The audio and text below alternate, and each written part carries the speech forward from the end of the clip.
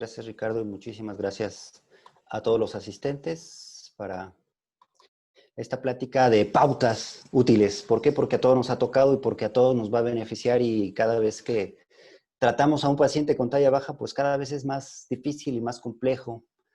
Empiezo comentando algunas cosas. Por ejemplo, vean ustedes un paciente que puede llegar, que cruzó el consultorio hace un par de semanas.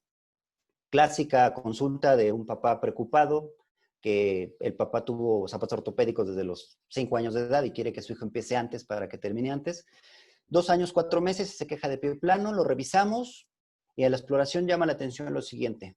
Él mide 73 centímetros, se le ve la tibia vara, ven ustedes en las rodillas cómo marcamos dónde están las rótulas, tiene una tibia vara y tiene efectivamente un pie plano valgo. Y aquí yo les preguntaría, ¿qué es lo que más llamó la atención? Y bueno, lo que más llamó la atención, si ustedes me dicen que la tibia vara y el pie plano, la verdad es que mejor cambiamos de canal. Si a ustedes les llamó la atención que mide 73 centímetros a los 2 años y 4 meses, bienvenidos. Estamos en el lugar correcto porque necesitamos saber qué está pasando. Iniciamos entonces. Probablemente la primera personaje que fue Zenet en 2520 a.C. fue la primera persona que ustedes pueden ver que cuenta con una talla baja, sin embargo el tórax es de un tamaño normal. Aquí está acuñado junto con su pareja, Zeneb, y sus 2 hijos en el 2520 a.C. Probablemente sea la primera persona. Pero bueno, vámonos con personas un poco más reales, con historias más reales. Les voy a presentar algunos casos clínicos que involucran a la especialidad de ortopedia pediátrica y que hemos tenido la oportunidad de ver estas diferentes historias y la diferencia de las importancias y quizás por eso la razón de esta plática. Ven ustedes, Alondra tiene 7 meses, 60 centímetros mide a los 7 meses, empieza en bipedestación, pero los papás se quejan de que las rodillas están en varo y que tiene hiperlordosis. Sabemos si clínicamente se observa que tiene una acondroplasia.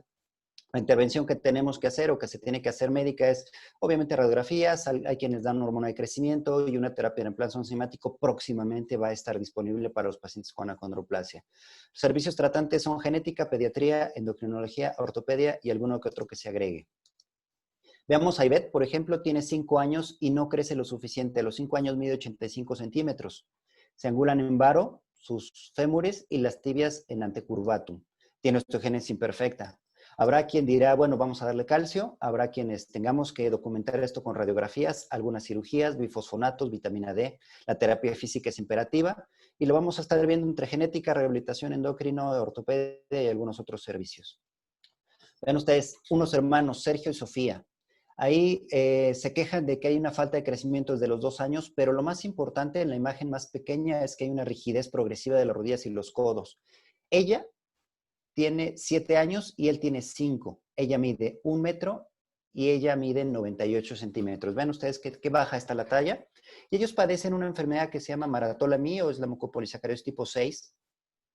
Las intervenciones que tenemos que hacer es una terapia de reemplazo enzimático, radiografías, a veces cirugía para las hernias, para colocación de catéter, a veces liberación del túnel del carpo.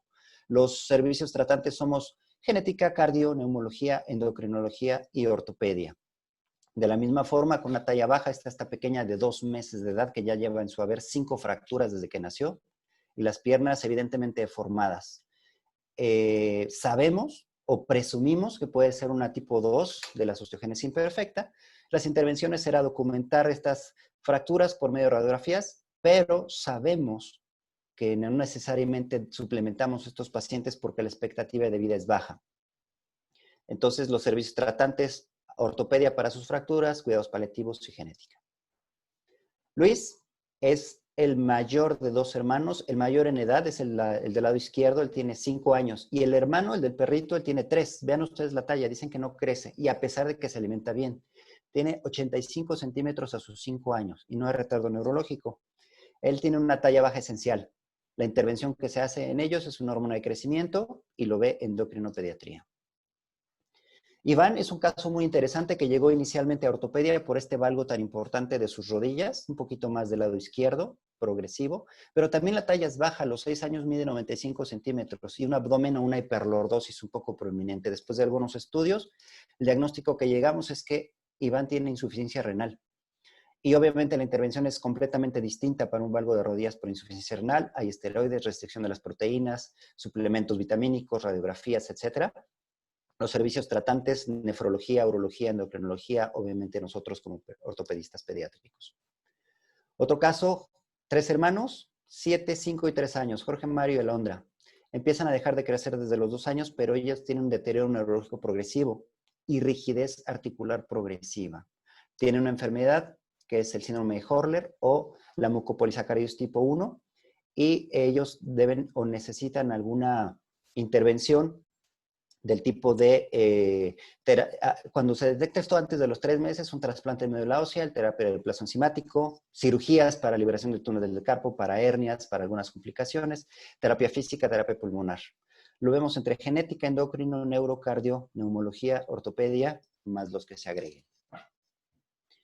Por último, vean ustedes a Carolina de 7 años, un poco de sobrepeso, sí, evidentemente, que pudiera complicar la patología primaria. Tiene 7 años y 1,10 y le duelen los tobillos. Pero no es una paciente normal, vemos como sus articulaciones están un poquito más ensanchadas y tiene una displasia epifisaria múltiple. La importancia de esto es que tenemos que tomar radiografías, tenemos que llevar terapia, higiene articular, control de peso, y lo vamos a ver entre genética, nutrición, rehabilitación y ortopedia. Y cada uno de estos pacientes que les acabo, de cada estas historias que les acabo de comentar, tiene un trasfondo diferente. Pero cualquiera nos puede llegar, a pesar de que sean personas o médicos que no ven consulta de urgencias, a pesar de que todos son niños, se pueden fracturar y se pueden divertir, también les puede dar apendicitis y podemos tener alguna complicación. Pero no es lo mismo que yo opere a un niño con acondroplasia a que opere a un niño con mucopolisacáridos, a un niño con una displasia epifisaria múltiple. Las metas son diferentes y los especialistas que tenemos que tratar también son diferentes. Hay diferentísimos pronósticos. Pero si se dieron cuenta, la característica común de todos ellos es lo que nos reúne en esta noche, que es la talla baja. Y con respecto a la talla baja, pues primero tenemos que conocerla. La importancia es que hay muchas, más de 350 enfermedades, de acuerdo al Registro Internacional de las Displasias Esqueléticas, y al nacimiento 1 de cada 5,000 puede tener una talla baja. Es raro que tengan retardo mental y lo importante de esta talla baja es que más de 80%, es decir, 1 de cada 5, pueden haber sido hijos de padres de talla promedio. Entonces eso preocupa porque no es la clásica mamá chaparrita y papá chaparrito que llevan al hijo chaparrito. Pueden ser 2 papás de talla normal que llevan a un hijo de talla baja. ¿Cuántas personas hay de talla baja? Bueno, si nosotros hacemos una curva de Gauss con las tallas de todos los que estamos conectados en este momento, tendríamos que tomar una famosa curva y dentro de las 2 desviaciones estándar, todo lo que quede por encima sería la talla alta de 2 desviaciones estándar y lo que quede por debajo es talla baja. Entonces, la talla baja puede ser tan común como el 2.5% de la población. Nuestro problema es que hasta 20% de estos pacientes tienen una talla baja patológica que hay que estudiar y que hay que llegar al meollo del asunto. Se ha visto en varios estudios, les presento este de Orphanet del 2007, que la gente con talla baja tiene un estado de salud deficiente o que no es óptimo. Este estado de salud se ha comparado con el de aquellos con una artritis reumatoide y desafortunadamente sacan peores scores los pacientes con talla baja que aquellos con artritis reumatoide. Y esto lo explica simplemente porque ustedes saben que tienen talla baja y se acuerdan en cada momento que tienen talla baja, cuando tienen que tocar un timbre, que subir a un transporte público, que ir a un baño público. Todo está hecho para gente promedio y no para gente con talla baja. Entonces, la gente con talla baja no tiene esa facilidad de hacer todas las cosas que hacen los demás. Les presento rápidamente este estudio que nosotros publicamos en 2017, una patología que presenta talla baja como lo es el morquio. Todos los pacientes por encima, por debajo del metro 10 de altura, por debajo del percentil 3, y la mayor parte de ellos no pueden caminar suficiente, no pueden hacer deporte, la mitad de ellos no pueden bañarse solo, correr es difícil para hacerlos, las actividades en casa son raras o son poco frecuentes y los dolores y molestias también llegan a ser importantes en más del 50% de estos pacientes. Pero bueno, yo le estoy hablando de un síndrome de Morquio. ¿Qué vamos a hacer? Y en este estudio del 1997 analizan a 106 niños que eran sanos pero con talla baja y los comparan con 119 de talla o promedio y se dan cuenta que hay un índice, un coeficiente intelectual menor en aquellos sanos con talla baja y la retención de lectura es más baja. Si ser esto estadísticamente significativo, si llega a ser esa tendencia.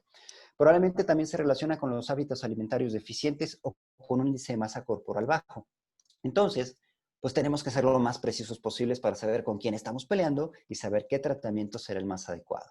Y a veces tenemos que pedir ayuda en donde estemos. Esta imagen, no les voy a decir quién es el cirujano, pero bueno, en algunas ocasiones se nos atora la carreta y tenemos que pedir ayuda. Y cuando está el paciente con nosotros, bueno, las herramientas que tenemos, pues van a ser las que tengamos de la escuela, del webinar que vimos hoy o lo que nos dicte el maestro Google. A ustedes seguramente les ha pasado como a mí que llega un paciente y les dice, ¿cuánto va a medir mi hijo cuando sea grande? Pues bueno, eso no pasa en la residencia, eso te pasa cuando ya estás afuera y empiezas a tener que optar por estas fórmulas rápidas en donde para determinar talla blanco familiar tomas la talla de mamá, la sumas a la de papá y la divides entre dos. Si el hijo es varón, le sumas 6.5 centímetros y si es mujer, le resta 6.5 centímetros. Y esa teóricamente es una talla blanco familiar promedio. La verdad es que no es tan acertada porque te da un margen de una variabilidad más o menos entre más o menos 10 centímetros, pero es una respuesta fácil y a la mano que tenemos todos. Sin embargo, existen métodos bastante más científicos como lo es estas gráficas de la CDC o de la Organización Mundial de la Salud, que de acuerdo a la población que estemos estudiando nos van a ayudar.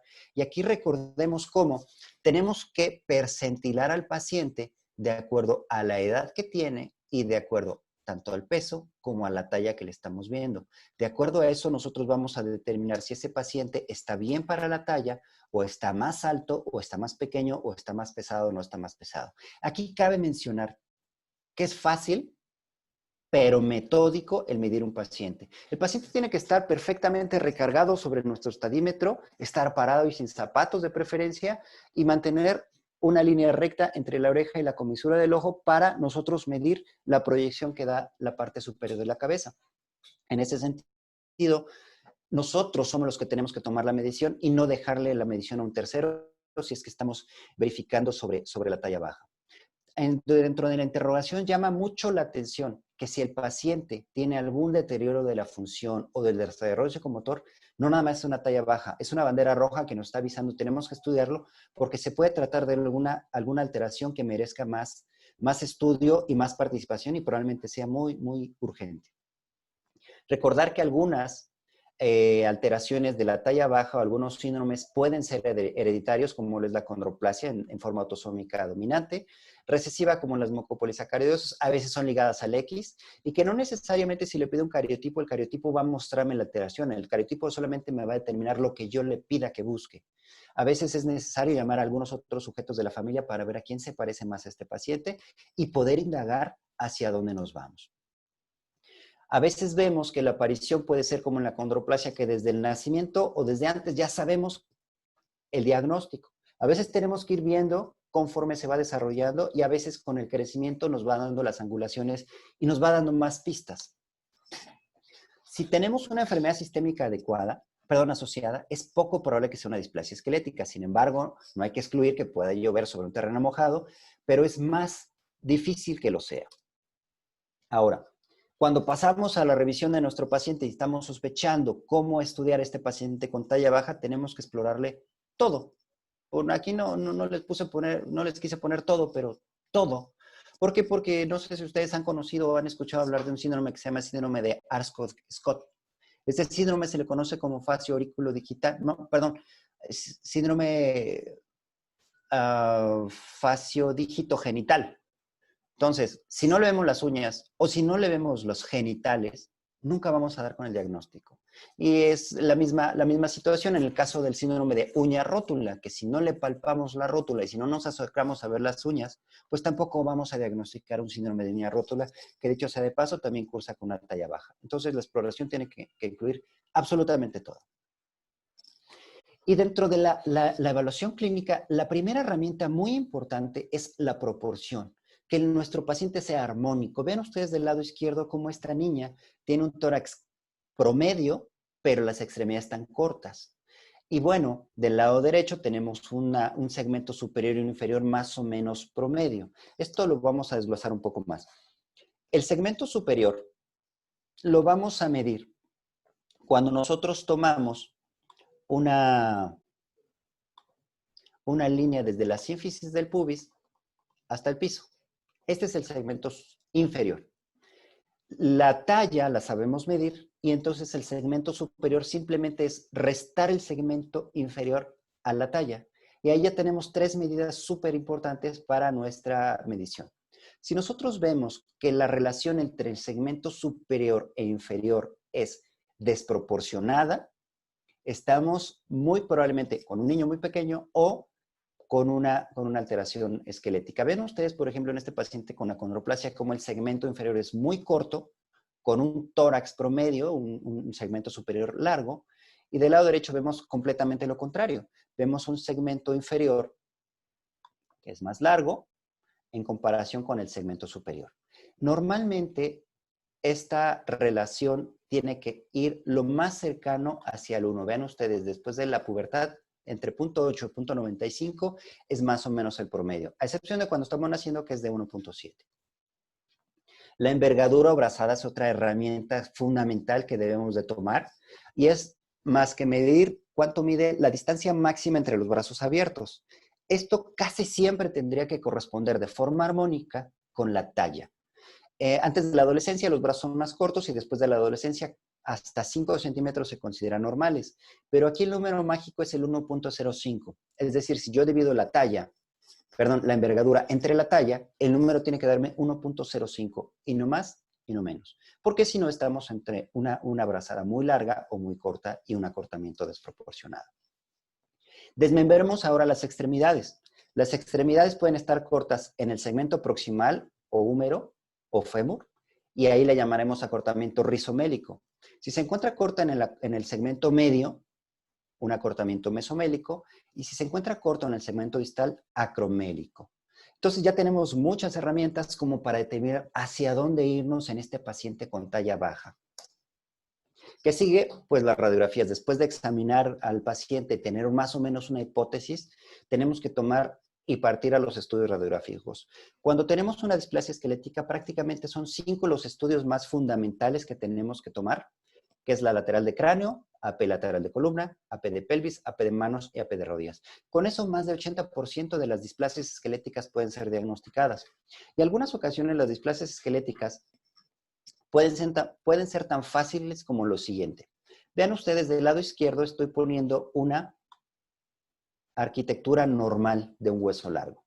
Sin embargo, cuando encontramos una epífisis que está alterada, la alteración la llamaremos displasia epifisaria. Si vemos que es la metáfisis la que está alterada, le llamaremos displasia metafisaria. Si por el contrario es la diáfisis la que está alterada, le llamaremos displasia diafisaria, que son afortunadamente raras. Si queremos complicar esto un poco más, veamos que una vértebra normal es un cuadrado, es una cajita y no tiene mayores problemas. Pero si vemos un plato, vértebras acuñadas, vértebras con los nódulos de Schmoll, entonces añadiremos el término espóndilo. Y así tendremos displasias espóndilo-epifisarias, espóndilo-metafisarias o espóndilo-diafisarias. A veces les decía yo, tenemos cuando el paciente es muy pequeño y no muestra características francas, pues traer al familiar que más se le parezca. Y a veces no necesariamente es el papá. Me refiero a que puede ser el abuelo, no necesariamente el vendedor de la leche. A veces de forma muy romántica decimos las características radiográficas como estrías, y les presento arriba el caso de una osteopatía estriada, a veces como islas de hueso, y aquí les llamamos osteopoiquilosis. A veces es cuando vemos unas metáfisis que son raras y que están muy puntiagudas y que están aplanadas, y eso es característico de las displasias metafisarias. A veces vemos que no existen núcleos de osificación, pero sí vemos puntilleos en las epífisis, y a ese se le conoce como displasia puntata. Y a veces vemos displasia por todos lados, incluyendo la columna, y le llamaríamos displasia espóndilo-epifisaria. Lo que les presentaba yo en las primeras imágenes, los primeros casos, las fracturas, tanto en diferente como en el mismo estadio de osificación, nos habla de pacientes con fragilidad ósea y por qué no descartar un maltrato infantil. La inestabilidad lactoaxial ya se necesitan estudios un poquito más elaborados y muchas de las displasias se parecen. Pero bueno, vamos a tratar de que esto no sea así y vamos a hacer algunos ejercicios. Vamos a clasificar principalmente dos tipos de tallas bajas. De acuerdo a lo que acabamos de ver, unas son proporcionadas y otras son desproporcionadas. Cuando vamos con lo proporcionado, puede ser solo dos cosas. O que sea una displasia esquelética o que sea una no displasia esquelética. Cuando hablamos de las displasias esqueléticas, solamente estaríamos hablando de la displasia cleidocraneal o de una mucopolisacaridosis. Y si hablamos de una no displásica, tenemos todas las enfermedades metabólicas, todas las cardiopatías, la parálisis cerebral y todas las enfermedades por errores innatos del metabolismo que nos pueden dar una talla baja proporcionada. Vean, por ejemplo, ya les había yo platicado el caso del lado izquierdo, donde tenemos un pequeño proporcionado con talla baja. Y les recuerdo que el primer estudio que se mandó a hacer, como las radiografías, fueron estudios urinarios y de sangre, y ahí es cuando determinamos que el chico de la izquierda tiene insuficiencia renal. Pero el mismo protocolo seguimos con el chico de la derecha, y desafortunadamente, o bueno, afortunadamente todo salió bien, todo salió normal. Entonces no teníamos una alteración metabólica, no estaba desnutrido, pero tenía talla baja. La única prueba que se nos había olvidado, que habíamos omitido hacer, era decirle, a ver, chico, junta los brazos. Y prácticamente diagnosticamos clínica en la segunda consulta una displasia cleidocraneal. Las cosas se complican cuando tenemos una talla baja desproporcionada. Vean ustedes a la chica de la derecha, donde el segmento inferior está muy corto. Y además de pensar en una displasia esquelética, no olvidemos la luxación de cadera bilateral inveterada como en este caso. Sin embargo, si medimos el segmento inferior del niño de la izquierda, veamos cómo el segmento inferior es muy corto y el segmento superior es muy largo. Y aquí entran todas las plasias: acondroplasia, hipoacondroplasia, pseudoacondroplasia y todas las displasias esqueléticas. Y aquí es donde tenemos que meter el arte. Vamos a ver unos ejercicios para hacer esto un poquito más dinámico y aplicar lo que hemos aprendido en estos 20 minutos. Una chica que llega por talla baja, tiene 15 años, le duelen todas las articulaciones de carga, además del sobrepeso, y obviamente están mal alineadas. Ven ustedes hacia dónde están apuntando las rodillas, los tobillos hacia el frente, y le hicieron una cirugía de cadera a los 3 años. Actualmente tiene 15 años. Mide 119 centímetros y la brazada es de 114. El segmento inferior es de 56 y el superior de 58. Ya se dieron cuenta que tanto la talla como la brazada nos hacen una talla baja desproporcionada. Vean ustedes las manos, tienen una braquidactilia, tienen unas manos cortas, anchas, vean la alineación de los pies, un valgo importante. Entonces sabemos que la talla es baja y de acuerdo a las proporciones es desproporcionada, ¿no? Si le pedimos unas radiografías, aquí vemos la famosa cirugía que se le hizo a los 3 años y desafortunadamente el cirujano articular es el que va a tener que ir a buscar esas placas. Vean ustedes, y necesito que hagan el ejercicio mental. Si en la radiografía de cadera, que es esta, la alteración se encuentra a nivel de la epífisis, la metáfisis o la diáfisis. Vean ustedes cómo está irregular, como si hubiéramos tenido una secuela de un pértiz muy tremendo. Vean ustedes las rodillas, en donde tenemos prácticamente una rotación externa, una hipertrofia de cóndilo y una superficie del plafón tibial muy irregular. Vean ustedes el codo y vean la muñeca. Y con esto les pregunto si tienen ustedes la primera idea de qué se trata. La alteración es epifisaria, ¿están de acuerdo? Ahora veamos las radiografías de columna. Es una columna no normal. Entonces, con las clases que acabamos de tener, ¿cómo le llamaríamos a esta displasia? Tenemos una displasia que afecta a la columna y que afecta a todas las epífisis. Entonces tendríamos una displasia espóndilo-epifisaria.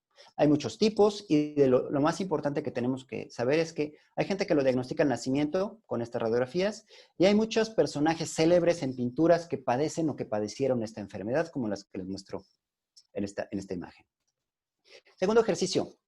José lo mandan al servicio de ortopedia pediátrica por una tibia vara, pero parece que el abuelito había tenido una enfermedad muy parecida y lo estaban tratando con este aparato ortésico monopodálico que cuando lo quitamos, pues nos dimos cuenta que no nada más era el lado izquierdo el afectado, el derecho tampoco se ve tan bien. Le habían empezado ese tratamiento desde hace 2 años y la verdad es que pues no había mejorado tanto. Desglosemos al paciente, mide 1,15, la brazada es de 1,22 el segmento inferior es de 52 y el superior es de 70. Entonces, lo primero que observamos es que está muy desproporcionado. La brazada y la talla, recordemos que deberían ser casi a 1, y el segmento superior con el inferior igual. Entonces, prácticamente tenemos una talla baja desproporcionada. ¿Qué más le vemos? Vean ustedes cómo las articulaciones se ven anchas, se ven gorditas, como en la imagen de la izquierda se nota una hiperlordosis y obviamente la tibia vara. Vamos con las radiografías. Y las radiografías que nos muestran. Sí, en efecto, la radiografía en medio, que es la de la rodilla, nos muestra una alteración a nivel metafisario, más bien epifisario. Vean el fémur, también está alterado, pero vean la muñeca. Tampoco es una muñeca normal. Para aquellos que están en sistema móvil, vamos a hacer un acercamiento. Vean ustedes cómo no es una muñeca normal. Los huesos del carpo están irregulares, la articulación radiocubital distal también lo está. Vean ustedes la cadera. Y la cadera semeja que estaba teniendo una necrosis bilateral en el mismo estadio. Y ya le dieron al clavo. Si tenemos un PERTES en el mismo estadio, no es PERTES, porque tenemos que checar el resto de las articulaciones y así como en este niño, lo que está pasando es que tenemos una alteración en todas las epífisis. La columna para esta edad es una columna perfectamente normal. Entonces, ¿cómo le llamaríamos a esta alteración? Si tenemos una displasia en todas las epífisis menos en la columna, le llamaremos una displasia epifisaria múltiple. Y es más común de lo que pensamos. Nosotros hemos tenido muchísimos problemas pues, con las esposas cuando nos quedamos viendo la marcha, todas las personas, en especial de las chicas, y vemos que realmente esto es muy frecuente. Y es el principal diagnóstico diferencial de tener un PERTES bilateral en el mismo estadio. A veces no se llega a reconocer hasta los 5 o 10 años. ¿Por qué? Porque toda la familia es de ese tipo, es autosómica dominante y piensan que pues es el fenotipo familiar. Veamos otro ejemplo, Diana. Diana habrá quien desde la primera imagen ya sabe que tiene y el pediatra la envía por chaparrita y porque tampoco le quiere decir que tiene, porque no estaba tan seguro. No había ningún antecedente familiar parecido en la familia y tiene 2 años. Tiene una hiperlaxitud articular, como lo podemos ver en esta imagen del medio, y tiene un tronco, vean ustedes, un tronco muy desproporcionado con respecto a las articulaciones. Ahora, la talla es de 72, la brazada es de 79, es decir, está desproporcionada. El segmento inferior es de 32 y el superior es de 40. Sigo diciendo que está desproporcionada, pero quiero aquí agregar una herramienta más para llegar al diagnóstico para aquellos que todavía no saben qué tienen. Vean esta extremidad superior, la que se presenta en medio. Vean, ¿recuerdan que yo había dicho el acortamiento aquí, aquí o acá? ¿Cómo se llama? Pues esta niña tiene un acortamiento de los segmentos proximales, es decir, del húmero y de los muslos. Y a este acortamiento les recuerdo que se llama acortamiento rizomélico. Y las radiografías de ella, vean ustedes una pelvis en una copa de champán. Pues la verdad es que yo nunca había tomado champán en una de estas copas, pero según investigué es una copa Pompadour para champán.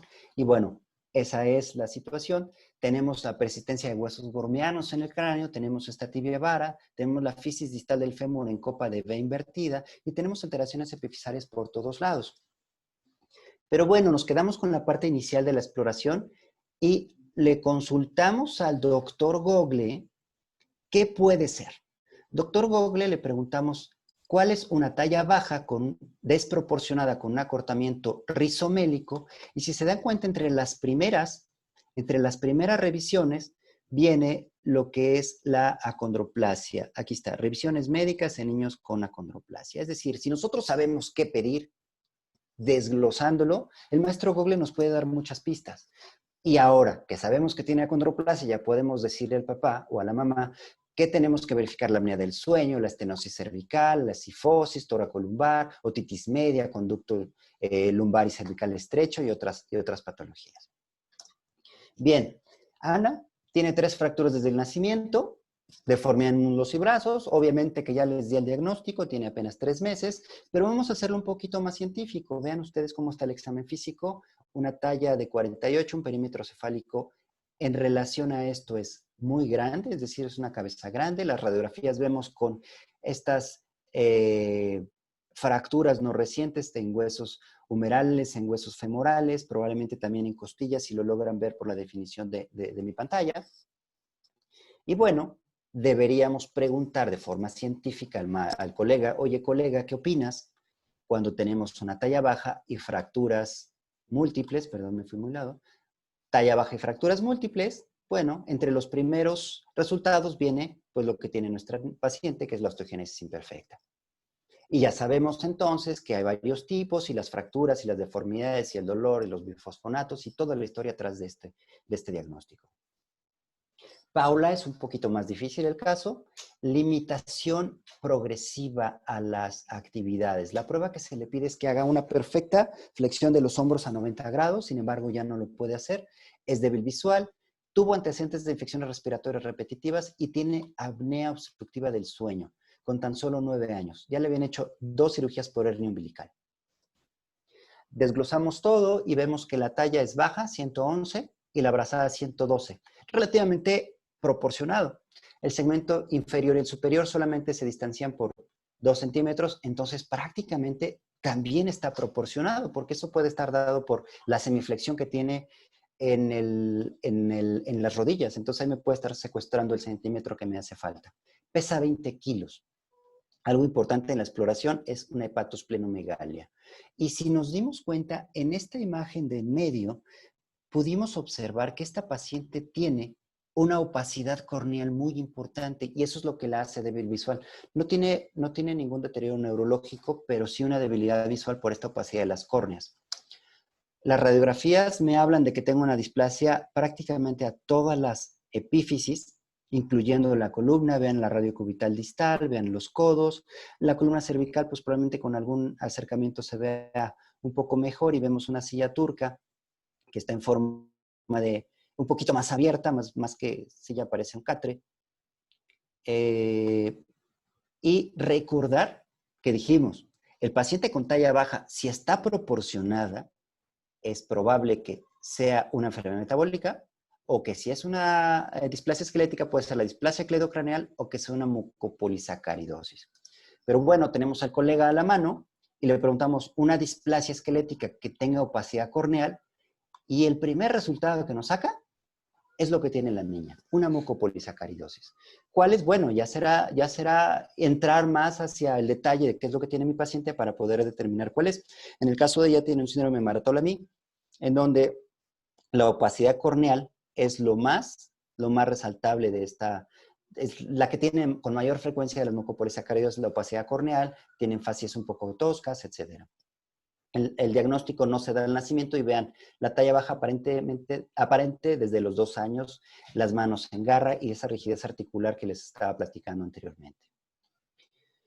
Sara, una paciente que tiene deformidad en esas rodillas, muy evidente, y decían ellos que tiene epiplano. Ya le habían hecho cirugías, le habían quitado una polidactilia en ambas manos, a nivel paraxial, y le habían hecho cirugía de rodillas. Usaba zapatos ortopédicos, porque aquí desafortunadamente sigue en boga esto de los zapatos ortopédicos. Una inteligencia normal, pero una talla baja para los 7 años que tiene Sara.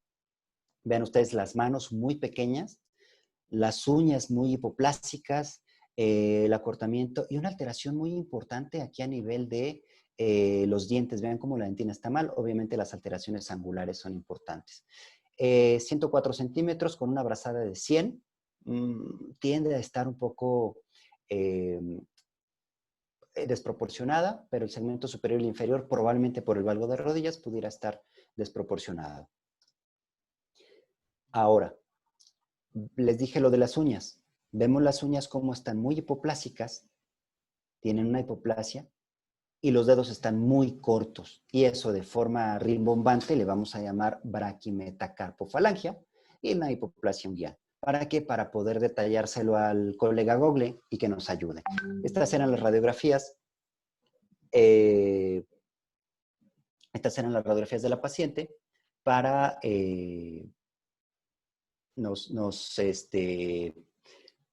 para que veamos cómo están las alteraciones a nivel de las que habían operado anteriormente. Y bueno, vámonos al maestro Google, en donde vemos la talla baja, valgo de rodillas, hipoplasia de las uñas y braquimetacarpofalangia.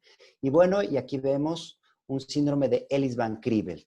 qué es lo que tiene esta paciente y las alteraciones que tiene la acromelia, la micromelia, displasia ectodérmica, la polidactilia posaxial. Recuerden que ya le habían quitado estos anexos anteriormente. Y esto es lo más importante. Hasta el 50% o 60% de los pacientes pudieran llegar a tener una enfermedad cardíaca.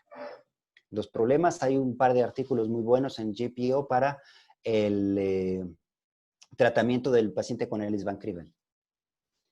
Y bueno, nuestro último paciente, una deformidad de las rodillas, que los papás dicen que las dobla, es muy chistoso, que las dobla hacia adelante, y tiene 10 meses y tiene los pies deformes. Estas eran las luxaciones que hace de las rodillas, unas luxaciones inveteradas de ambas rodillas, y dicho sea de paso, también tenía luxadas las caderas. Él tiene 56 centímetros y 7.4 kilos.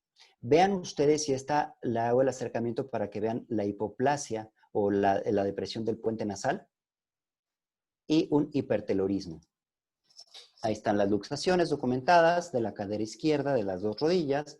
Y bueno, ¿qué le vamos a preguntar? Unas luxaciones recidivantes y se trata de luxaciones congénitas múltiples con, déjenme aquí, okay, unas luxaciones congénitas múltiples o el síndrome de Larsen. Y esto es importante para poder determinar el pronóstico funcional de estos pacientes, porque algunos de ellos van a tener, pues, cardiopatía.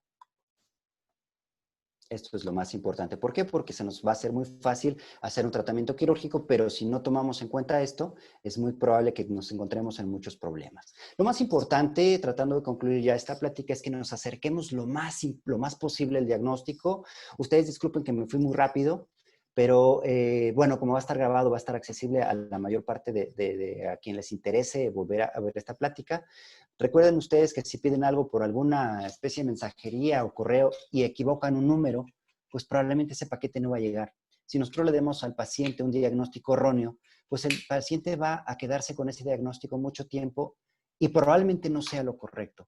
Probablemente vale la pena decir, todavía no sé qué tienes, pero vamos a investigarte, en vez de pensar que todos los chaparritos son acondroplásicos. Lo más importante es colocar la etiqueta y, en nuestro caso, el diagnóstico correcto. En orden de ideas, para resumir esta plática, tenemos que documentar la talla baja, saber si es proporcionada o desproporcionada. Si es proporcionada, buscar la causa. Y ahí tenemos que apoyarnos con endocrino, con neuro, con cardio, con nefro, con genética, con quien puedan, para encontrar la causa, porque esto generalmente pudiera llegar a tener una respuesta a un tratamiento.